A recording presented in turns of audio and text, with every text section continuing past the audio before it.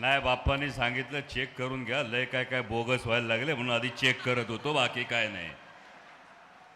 पण आदिशक्ती तुळजाभवानी उभा हिंदुस्थानचा आराध्य दैवत छत्रपती शिवाजी महाराज आणि छत्रपती शिवाजी महाराजांनी या महाराष्ट्राच्या मातीतल्या माणसाला जगावं कसं हे शिकवल्यानंतर याच मातीतल्या माणसाला शेवटच्या श्वासापर्यंत लढावं कसं हे शिकवणारे छत्रपती संभाजी महाराज यांच्या पवित्र स्मृतींना अभिवादन करतो. आजच्या या शिवस्वराज्य यात्रेच्या परळीतल्या सभेसाठी मंचावर उपस्थित असणारे राष्ट्रवादी काँग्रेस पक्ष शरदचंद्र पवार पक्षाचे आमचे नेते, राज्याचे माजी आरोग्यमंत्री, कोविडच्या काळामध्ये ज्यांच्या प्रत्येक तोंडातून निघणाऱ्या शब्दाकडे अख्खा महाराष्ट्र प्राण कानात आणून वाट पाहायचा ते आदरणीय राजेश भैया टोपे, बीड लोकसभेचे खासदार बजरंग बाप्पा सोनावणे, ज्यांचं मगाशी मार्गदर्शन लाभलं ते प्रदेशचे युवकांचे अध्यक्ष महबूबभाई शेख, महादेवरावजी जाधव, सुनीलजी गव्हाणे, सुशीलाताई मोराळे, उषाताई दराडे, फुलचंदजी कराड, सुधामतीताई गुट्टे, लुगडे महाराज, संजीवनीताई देशमुख, प्रभाकरजी वाघमोडे, व्यासपीठावरील सर्व मान्यवर, आपण सर्वजण, पत्रकार बांधव, सगळ्यांना जय शिवराय. खरं तर वेळ बराच झाला याची मला पुरेपूर कल्पना आहे, त्यामुळे जास्त वेळ खरं तर बोलणार नाही. अजून गंगाखेडची एक सभा बाकी आहे, पण मला पुरेपूर याची खात्री आहे, याची कल्पना आहे की माझ्या पत्रकार बांधवांच्या सगळ्यांच्या लेखण्या सरसावल्यात. मगाशी खरं तर सूत्रसंचालन करणाऱ्या आमच्या ताई म्हणाल्या की परळीमध्ये पहिल्यांदाच आगमन आहे. ताई तसं नाहीये, परळीमध्ये लय वेळा आलोय. 2 जुलै नंतर परळीमध्ये पहिल्यांदा आलोय आणि त्यामुळे बऱ्याच जणांना बरीच उत्सुकता आहे. पण परळीच्या मातीत येत असताना कायमच एक दडपण असतं आणि दडपण यासाठी असतं कारण मला आठवतंय मी जेव्हा समाजकारणात राजकारणात फारसा सक्रिय नव्हतो त्यावेळी याच परळीच्या सुपुत्राची माझी भेट छत्रपती संभाजीनगरमध्ये झाली होती स्वर्गीय गोपीनाथराव मुंडे साहेबांची. आणि तेव्हा भेट झाली होती. मी पहिल्यांदा नमस्कार केला होता तेव्हा सांगितलं होतं महाराष्ट्राच्या कोणत्याही कानाकोपऱ्यात सभा घेतली तर 50,000ची गर्दी जमवण्याची ताकद महाराष्ट्रातल्या फक्त 3 नेत्यांमध्ये आहे. स्वर्गीय बाळासाहेब ठाकरे, आदरणीय शरदचंद्रजी पवार साहेब आणि तिसरं नाव होतं ते स्वर्गीय गोपीनाथरावजी मुंडे साहेब. आणि म्हणूनच परळीच्या मातीत येत असताना कायम एक वेगळी भावना ही मनात असते. पण तुम्हाला जे काही ऐकायचंय, मी जसं म्हणालो परळीत मी अनेक वेळा येऊन गेलो त्यामुळे येताना उशीर झाला. का उशीर झाला? तो घूम रहे थे परळी की गलियों में पुराने याराने की निशानियां ढूंढते हुए. घूम रहे थे राजेश भैया परळी की गलियों में पुराने याराने की निशानियां ढूंढते हुए. जहां भी गए मिट चुकी थी निशानी, जहां भी गए शायद मिट चुकी थी निशानी. अब तो हमने सिर्फ गद्दारी के जख्म पाए, अब तो हमने सिर्फ गद्दारी के जख्म पाए. आणि त्यामुळे फार जास्त काही बोलणार नाही, फार जास्त बोलण्याची आवश्यकता नाही. मगाशी बाप्पा म्हणाले रात्री फोन आला का? बाप्पा 2 जुलै नंतर आपण एखादा पत्ता विसरलो का त्या रस्त्याने आपण जात नसतोय, पण तरी सुद्धा फार जास्त बोलणार नाही. क्या नहीं देंगे उन्हें कोई शिकायत का बहाना, नहीं देंगे उन्हें कोई शिकायत का बहाना. ये दोस्ती नहीं जुगाड़ नहीं सिर्फ इंसानियत है यारो. नहीं देंगे उन्हें कोई शिकायत का बहाना. ये दोस्ती नहीं जुगाड़ नहीं इंसानियत है यारो. जो दुनिया की नजरों में खुद ही गिर गए हो उन्हें अपनी बातों से अब क्या मारना. ही परिस्थिती आणि ही परिस्थिती असताना खरं तर परळीमध्ये आल्यानंतर बीडमध्ये आल्यानंतर अनेकांनी अनेक गोष्टी व्यक्त केल्या आणि या भावना व्यक्त करत असताना ज्यांनी कोणी जे काही निर्णय घेतले असतील हे निर्णय घेत असताना माझ्या पत्रकार बांधवांना आठवत असेल की अनेकांनी सांगितलं विकासासाठी ही भूमिका घ्यायला हवी आणि म्हणून बीड जिल्ह्याच्या पालकमंत्र्यांना आवर्जून हे मी विचारू इच्छितो की विकासासाठी गद्दारी सुद्धा करायला लागली तरी तुम्ही ती पत्करली. ज्या आदरणीय शरदचंद्रजी पवार साहेबांनी विधान परिषदेचं पक्षनेतेपद दिलं, सतत मंत्रीपद तुम्हाला दिलं, त्या पवार साहेबांचं बोट सोडलं.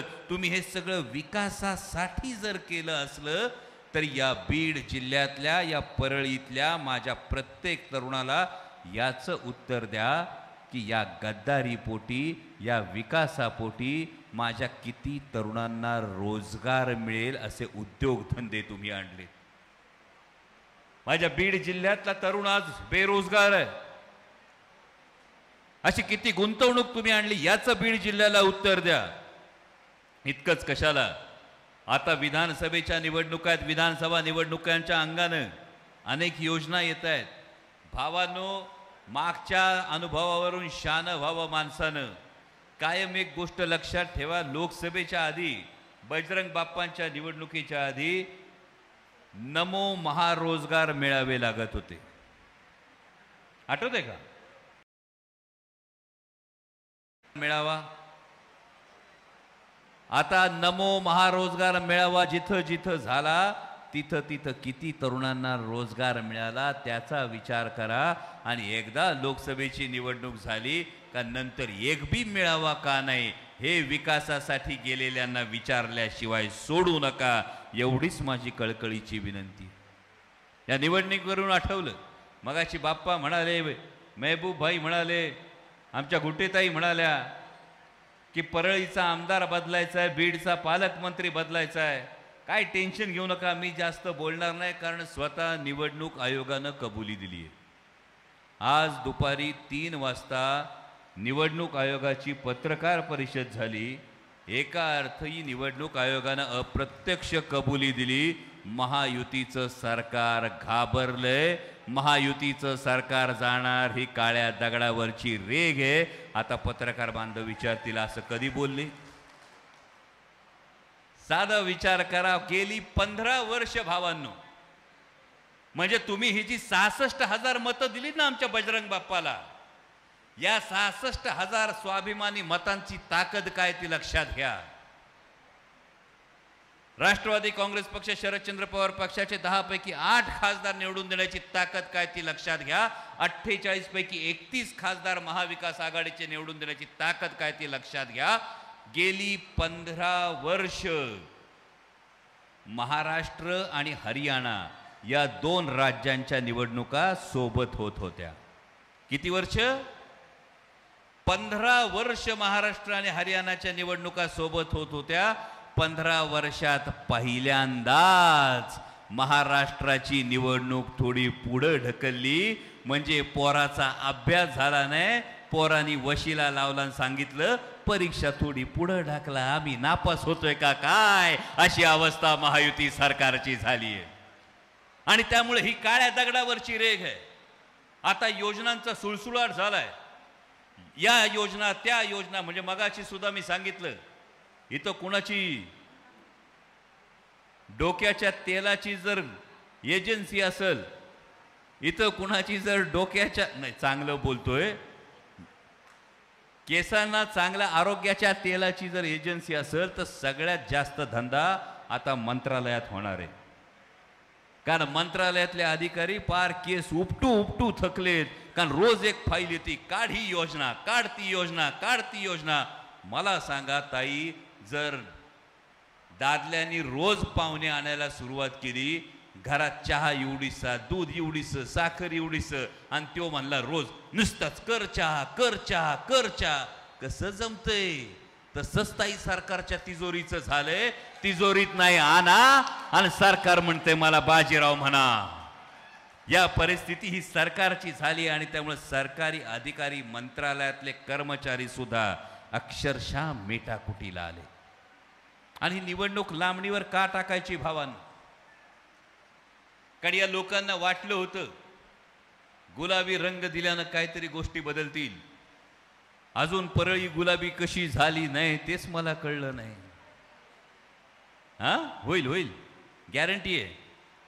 काय होईल परळीत त्याची गॅरंटी नाही. फक्त एका गोष्टीचं मला वाईट वाटलं, ज्या आदरणीय पवार साहेबांनी विधान परिषदेचं पक्षनेतेपद दिलं, विरोधी पक्षनेतेपद दिलं, लाल दिवा दिला, मी त्याचा साक्षीदार आहे. तेव्हा मी परळीत आलो होतो. ज्या आदरणीय पवार साहेबांनी मंत्रीपद दिलं, मी त्याचा साक्षीदार आहे. ज्या आदरणीय पवार साहेबांनी म्हणजे पहिल्यांदा एकदा झालं होतं, त्यानंतर सुद्धा पुन्हा संधी दिली, त्यांनी परत मंत्रीपद दिलं. विचार करा, त्यानंतर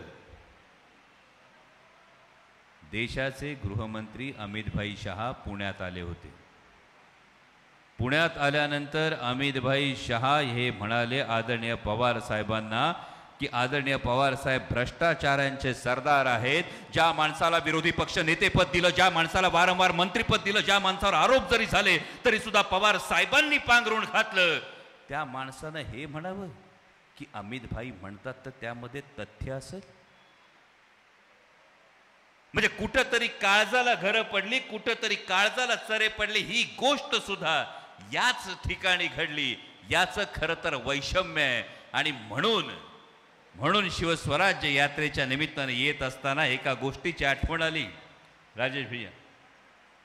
म्हणजे आज परळीमध्ये मगाशी महबूब भाईनी पर्दाफाश केला, बजरंग बाप्पानी पर्दाफाश केला. आणि मला खात्री आहे बजरंग बाप्पावर आता लई मोठी भिस्त आहे. कारण आम्हाला आखाड्यात उतरताना शिकवायचे, पैलवान जर ताकदवर वाटला तर आधी शड्डू ठोकान बजरंग बली की बल जय म्हणा, तर ताकद येते. तुमच्या नावातच बजरंग आहे बाप्पा. पण घाबरू नका, समोरचा पैलवान ताकदवर राहिलेला नाही. कदाचित समोरचा पैलवान ताकदवर राहिलेला नाही कदाचित, कारण ज्यांच्या जीवावर काही माणसं उड्या मारत होती. कालच एक उदाहरण, एक स्टेटमेंट आलं माननीय उपमुख्यमंत्री अजितदादा पवार यांचं की आता 7-8 निवडणुका झाल्या, आता निवडणूक लढण्यात रस नाही. जर सेनापतीच गळपाटला तर त्याच्या जीवावर लढणाऱ्यांनी कुणाकडे बघायचं, हा फार महत्वाचा मुद्दा भावांनो लक्षात घ्या. कारण आमच्याकडे वावरात एक गावाकडे एक शेतकरी होता. त्या शेतकऱ्यांनी पाहुण्यांना इम्प्रेस करण्यासाठी एक दिवस घराला रंग द्यायचा ठरवला. रंग कांचा निवडला? लय शाबास, तुमच्या बराबर टाळक्याला बसलाय. त्यांनी रंग निवडला गुलाबी. गुलाबी रंगाने भिंती रंगवल्या. त्याला वाटलं पाहुणं आता इम्प्रेस होतील. जनता नावाचा पाहुणा जेव्हा घरात आला तेव्हा जनता नावाच्या पाहुण्यानं त्या रंगाकडे बघितलं. सरकार नावाच्या यजमानाने सांगितलं, बघा कसं दिसतंय गुलाबी रंग, चांगली की नाही भिंत. तशी जनता नावाचा पाहुणा म्हणाला रंग गुलाबी दिला, पर त्या भिताडाला महागाईचे फोपडे आलेत आणि त्याच्यावर बेरोजगारीच्या भेगा पडल्यात. त्या कवा बुजवणार? नुसता रंग देऊन काय होत नसतंय. ही राज्याची आजची परिस्थिती आहे. आणि सोयाबीनची परिस्थिती बघा. 2014 मध्ये हेच मान्य देवेंद्रजी फडणवीस गळ्यात टाळ घालून बेंबीच्या देठापासून ओरडत होते सोयाबीनला 6,000 भाव मिळाला पाहिजे. बरोबर? 2014ला लक्षात आहे ना सगळ्यांच्या? 14 साली 6,000 भाव पाहिजे होता. 24 साली सोयाबीनचा भाव आहे 4,000. 14 साली पेट्रोल होतं 60 रुपये, आता गेले 110 रुपये. 14 साली खताची बॅग होती 450, आता गेली 1650. 14 साली गॅस होता 400 रुपये, आता झाला 850. आणि आमचं सोयाबीन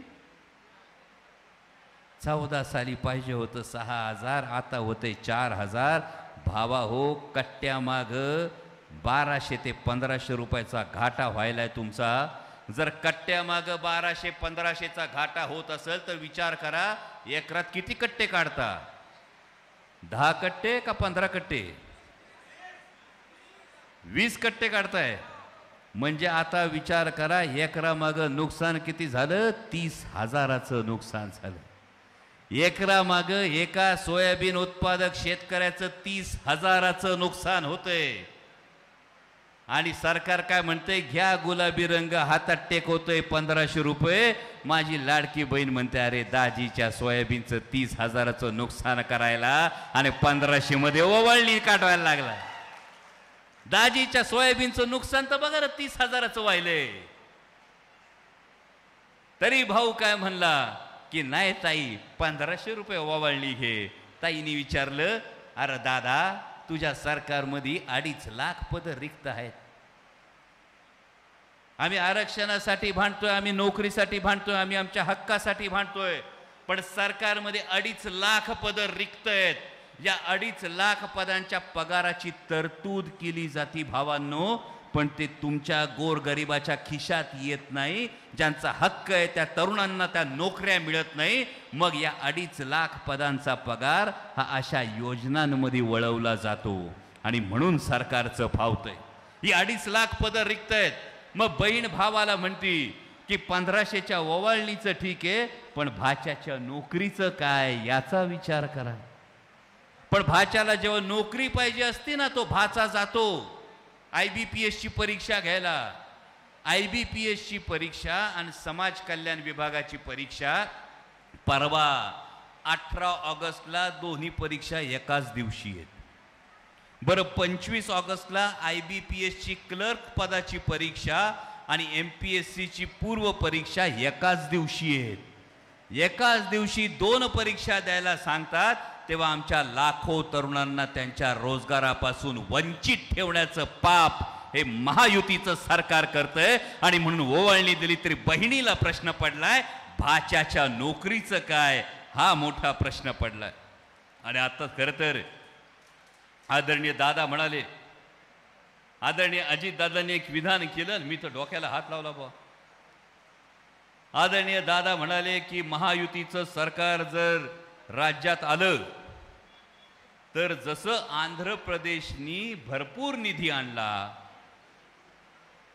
तसा आम्ही पण भरपूर निधी आणू. हे राज्याचे अर्थमंत्री म्हणतात राजेश भैया. ज्या अर्थमंत्री महोदयांनी 10 अर्थसंकल्प सादर केले, माझ्यासारखा लहान कार्यकर्ता आदरणीय दादांना एवढंच विचारू इच्छितो की आदरणीय दादा, जेव्हा देशाचा अर्थसंकल्प सादर होत होता तेव्हा बिहारला पॅकेज दिलं जात होतं, तेव्हा आंध्र प्रदेशला हजारो कोटी दिले जात होते आणि त्यावेळी राज्यात महायुतीचंच सरकार होतं. तुमचे निवडून आलेले 17 खासदार भाजपच्या समर्थनार्थ बाकं वाजवीत होते. तेव्हा काय झालं होतं, तेव्हा का निधी आला नाही, याचं उत्तर खरं तर देणं गरजेचं आहे. आणि म्हणून जाता जाता एवढं सांगतो, मगाशी बाप्पा म्हणाले बऱ्याच बूथवर बरंच काही इथं घडलं. लोकसभेला विधानसभेला होऊ देऊ नका. एक गोष्ट लक्षात ठेवा, किती बी दमदाटी केली, लोकसभेच्या बाप्पाच्या निकालाने काय दाखवलंय, बाप्पाच्या निकालाने दाखवून दिले, किती बी दमदाटी केली तरी लोक आता बधत नाही.